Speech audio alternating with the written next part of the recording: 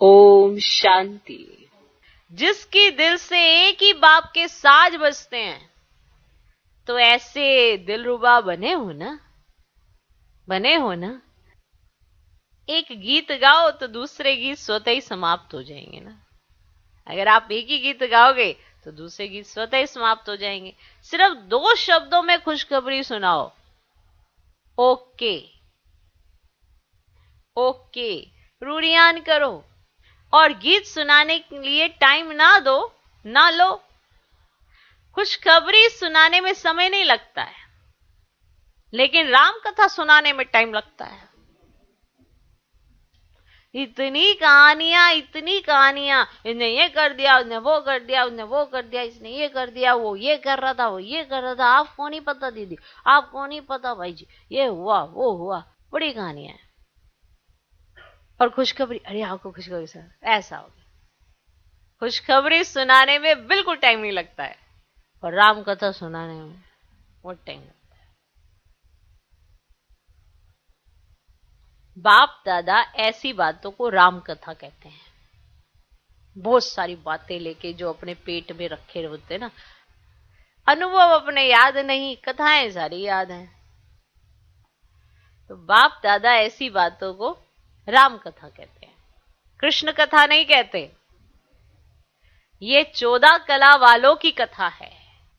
तो बाप दादा ये जो कहानियां लिखते हो, कहानियां सुनाते हो, इसको राम कथा कहते हैं। राम कथा माना ये राम कथा वही सुनाएंगे, ये कहानियां वही सुनाएंगे जो 14 कला में आने वाले हैं।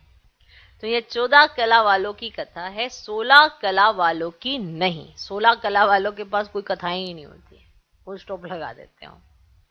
राम कथा करने वाले तो नहीं हो ना, उनको यही समझाया जाता है ना कि अरे बाबा क्या कहते हैं, मुरली क्या सुनते हो आप।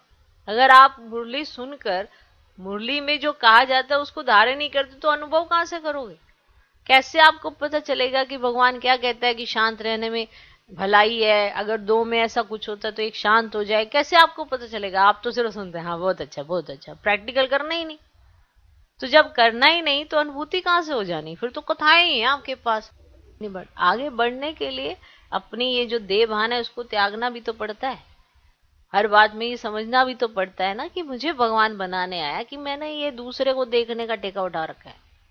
अगर आपको कहा जाता है कि आप शांत रहें तो मुझे रहना है, दूसरे को कहा जाता है शांत रहे, नहीं कहा जाता तुम्हें क्या लेना है, मुझे तो मुझसे लेना है, उसे तो परफेक्ट मैच चाहिए। माना हमारा चिंतन ये होना चाहिए कि उसे परफेक्ट कौन चाहिए, सामने वाला या मैं। अगर मैं, तो मुझे अच्छा बनना है, और अच्छा बनने के लिए ये सारी चीजों को प्रैक्टिकल करना है। कहीं बदले ले लेते हैं तो बदल नहीं सकते हैं, बदल नहीं सकते ना अपने को ना दूसरे को, क्योंकि आपने कोई प्रभाव डाला ही नहीं, प्रत्यक्ष किसको करने चले। तो जनरली हम कईयों को कहते हैं ना कि आप मुरली क्या सुनते हो, या क्या आप इतना भी नहीं समझ पा रहे हो कि भगवान आपको कहना क्या चाह रहे हैं। तो जब आप ये ही नहीं समझ पा रहे हो तो आप अपने में परिवर्तन क्या करोगे, और अगर परिवर्तन ही नहीं करोगे तो गीत कहां से गाओगे, फिर तो दुखी ही रहोगे, हर बात में दुख फील होगा। ऐसे बैठे हो तो दुख फील होगा, वैसे बैठे हो तो दुख फील होगा। दुखी होने के कई कारण बन जाएंगे, और सुखी होने का एक वंडरफुल कारण है कि जब भगवान आया ना, मैं उसके साथ हूं, और जब से आया है मैं उसके साथ हूं। माना मैंने अपने जीवन में जब से होश संभाला है या मुझे समझ में आई है, तो वो मेरे साथ है, मैं उसके साथ हूं। ये कितनी वंडरफुल बात है। बाकी मैं रहूं कहीं पर भी, लेकिन वो मेरे साथ है, मैं उसके साथ हूं। तो अगर आप बहुत सारी कथाएं सुनाते हो, इसकी उसकी बातें सुनाते हो, या कुछ भी करते हो, तो आप 14 कला वाले हो। माना 14 कला वालों की कथा है, 16 कला वालों की नहीं है। राम कथा करने वाले तो नहीं हो ना। एक राम कथा करने वाले नहीं हो, इस पॉइंट में कितने बातें आ जाती हैं, समझ गए।